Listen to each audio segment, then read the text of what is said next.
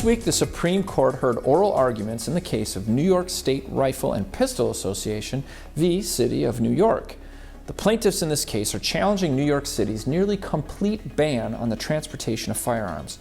While New York grudgingly accepts the ruling in the 2010 case of McDonald v. City of Chicago and the 2008 case of District of Columbia v. Heller, which protected the right of persons to keep arms in their homes, they are anxious to prosecute those who might want to transport a firearm from one home to another, or from a home to the firing range and back home again.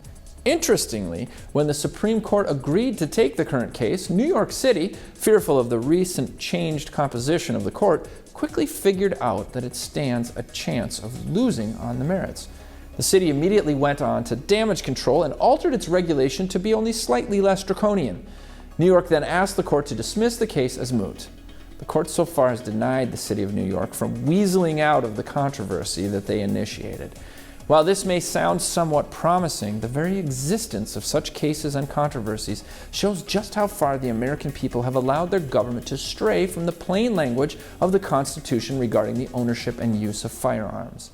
The framers of the Second Amendment, referring to the people's God-given and pre-existing right to bear arms, used the most sweeping and all-encompassing language in the Constitution to describe this right as something that shall not be infringed.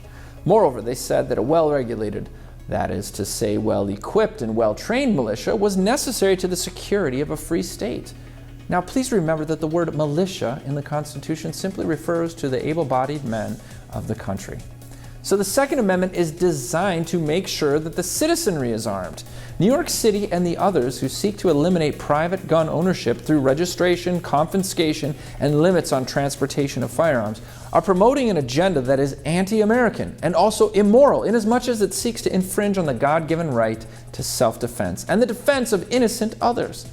Indeed, following each and every episode of gun violence in a school or a mall or elsewhere, we hear the incessant screeching from gun control advocates.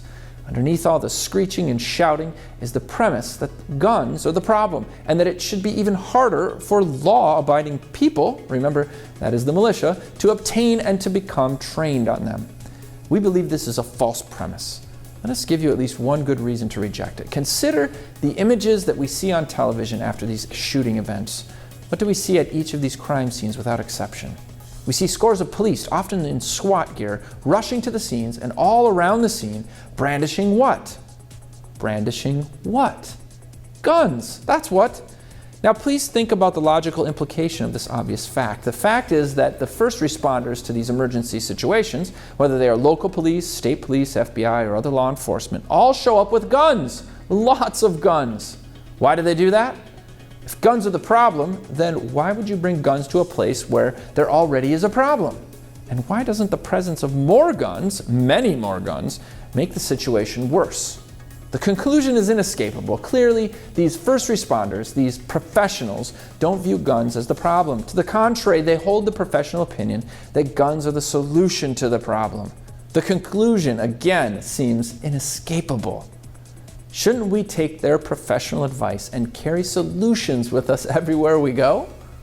The City of New York says no, but the Constitution says yes. This is Jake MacAulay for the Institute on the Constitution, bringing you the American view.